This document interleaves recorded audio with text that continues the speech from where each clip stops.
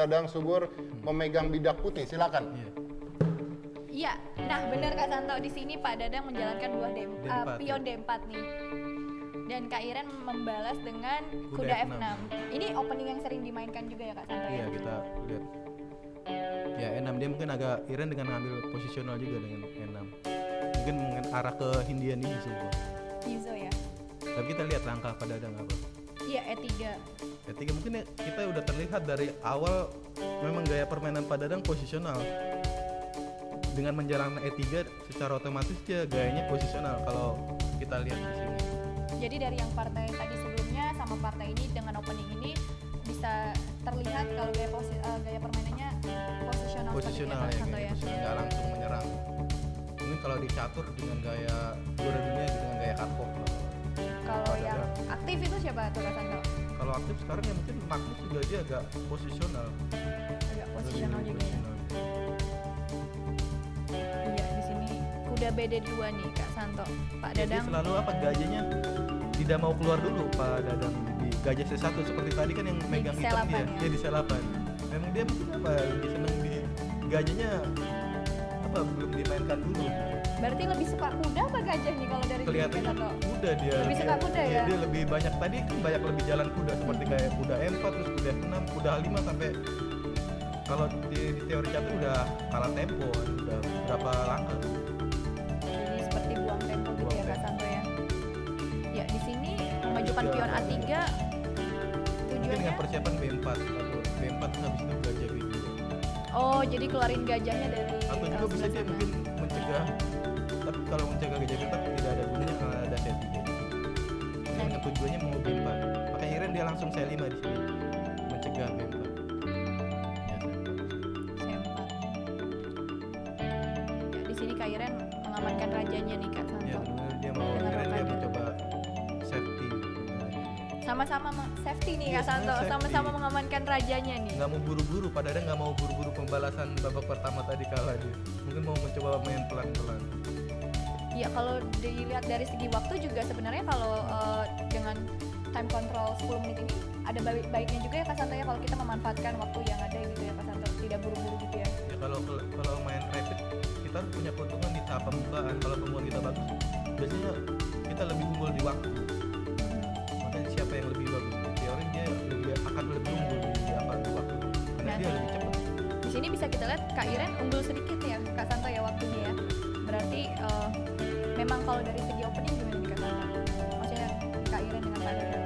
Kalau open ya Iren udah jelas lebih dari babak pertama yang udah lebih bagus Iren secara teori lah. Karena dia udah mengembangkan buah semua, dia udah keluar gajah tinggal kuda di B8 aja. Sementara gajah di C1 masih belum jalan tuh masih. Nah, apa yang dibilang Chelsea tadi dia lebih senang kuda karena dia jalan kuda lagi sekarang kuda E5 seperti tadi kuda E4 Sepertinya habis ini kuda lagi, kuda Kuda dari lagi. B2 ke F3 nih kayaknya. balik kuda lagi. Nah, di sini bisa kita lihat ya Kak Santo ya Kak Iren memanfaatkan waktunya dengan baik untuk Jadi di sini mungkin Iren berpikir dia ada sedikit pilihan di sini bisa sekali D4 tapi dia mencoba kuda BD7 sebenarnya ada pilihan juga sekali D4 ya kali D4 dia kali C4 ngaktifin gajah dan pionnya gantung di D4. tapi Kak Iren memutuskan untuk mengembangkan Mengembangkan buahnya buah dulu. terlebih dahulu ya Kak Santo ya. Dimana kalau di catur itu kalau secara umum ada baiknya kita mengembangkan buah-buah dulu kan ya Kak ya di Iya kalau opening ya, catur di ya. awal apa kita masih kecil kan waktu belajar yang penting buah keluar semua seperti perwira-perwira yang besarnya supaya lebih aktif kan. Nah Pak Dadang dia langsung menyerang nih F4 mungkin ngambil inisiatif yang sebelumnya babak pertama nggak dilakuin. Jadi mungkin setelah ini nanti kudanya putih ke F3 nih Kak Santo. Nah kalau secara hitam udah teori udah selesai semua udah jalan semua kuda gajah benteng semua udah keluar tinggal diatur strategi. Berarti semua sudah buahnya sudah dikembangkan.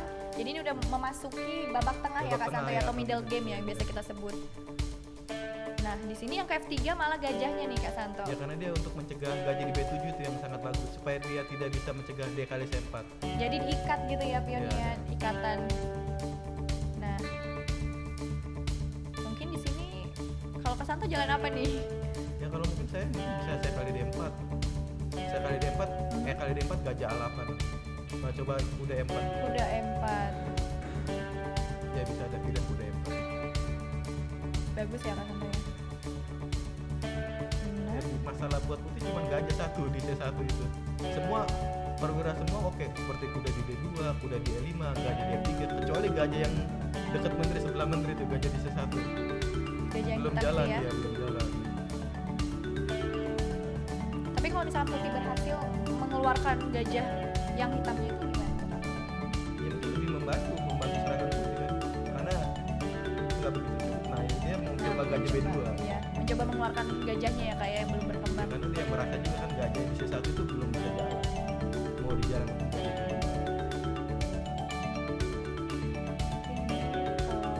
Kalau seru nih sebelum ke pertanian belum ada makanan-makanan.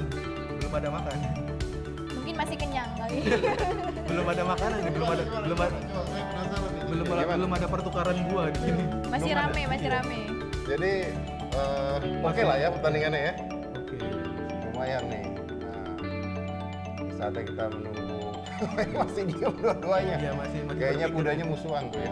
Karena bisa kalau nggak ada makanan pembukaan tertutup, posisi tertutup lebih sulit dia karena ngatur strategi kan lebih lama mikirnya. Ini sama-sama tinggal ngatur strategi. Nah, Kak Iren baru aja jalan kuda ke F6 nih Kak Santo. Berarti Dia tidak mau di sentrum. menempatkan kuda yang di E5 ya Ya, Kak ya. kelebihan putih kan keunggulannya di kuda di E5, sementara hitam di kuda di E4. Nah, Jadi gajahnya sama-sama dikeluarkan tuh ya. ya. Sekarang udah gajah B2 nih udah keluar nih. Mungkin lebih seru lagi nih karena udah keluar. Jadi kedua pemain sudah mengembangkan buahnya semua ya Kak Santo Tinggal ya. ngatur strategi Strategi babak tengahnya ya. Nah, kalau Kak Santo, menurut Kak Santo strategi putih sama hitam gimana nih? Maksudnya di babak tengah ini. Kalau putih kan ya mungkin menteri 2 game 4. Akhirnya dia mencoba langsung pertukaran. Menukarkan satu kudanya ya. Apakah mungkin kuda satunya masuk lagi ke Dia E4? ingin mungkin kuda E4 lagi. Oh iya, benar. Karena dia intinya mau ngusir kuda di E5, mau ke F6, coba F6. Karena kuda E5 kan bahaya udah di depan. Jadi kudanya putih yang di E5 Dia akan diusir dia, bisa ke F6. diusir sama pion kali ya Kak Santo ya. Dia pion maju satu langkah. Sini mungkin Menteri Pak Dadang mungkin harus kabur ya Kak, karena kalau lupa lagi ntar menterinya dimakan lagi kayak Dimakan tadi. lagi, dimakan. Bisa blunder ya. Iya. Apalagi waktunya udah mulai mendekati menit ke-6 tuh. Bisa teledor. Oh, Biasanya belum. Tapi kalau teledor biasanya ke close the door. Biasanya seru kalau udah di waktu di angka 2 menit tuh, tinggal Oh. 2 menit. Biasanya udah banyak blunder-blunder langkah-langkah yang itu. Karena udah deg-degan di Iya, waktu deg-degan ya. juga. Ya, di sini Menteri ke D3 nih Kak Santo. Ya masih ramai dalam posisi ini, masih belum jelas nih siapa yang unggul, masih ramai. Secara materi imbang ya Mas Masih ya Kak ya. imbang ya. Masih Posisi. imbang. Masih imbang ya. Karena dia punya sahabat putih lebih keunggulan di kuda di E5 dan sementara di hitam di kuda di E4. Baik, Dewa Kipas masih mengimbangi. Masih mengimbangi. Ya. Kudanya sama-sama ini ya Kak ya di petak yang Iya. Yang paling Saya sentral. cuman itu ngeliatin kudanya kayak musuhan. mungkin harusnya diputar Iya, tadi. mau hadap-hadapan. Diputar, Iya. hadap-hadapan. Musuhan sekali itu tuh mereka itu. Nah, ya benar kata Kak Santo tadi ya. Kudanya diusir nih dari petak E5. Dia nggak mau kuda di E5 itu ganggu tujuan hitam kelanjutan. Pasti kuda game 4. Karena ini only move ya Kak ya. Karena nggak ada petak lain yang bisa dilangkahkan. Dari sini apakah sudah kelihatan siapa yang unggul belum? Masih rame ya Masih sementara. masih ramai. Sementara di sini Pak Dadang udah unggul waktu nih sebenarnya. 1 menit, sekitar 1 menit lebih. Ya. lebih sedikit. Pada dan sisa 6 menit, Kak Iren sisa 4 menit 45 detik.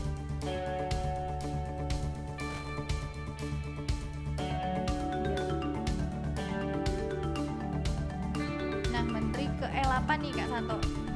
Mungkin mau menterinya Iya, ke mau menteri G6 ya? Ke sayap raja.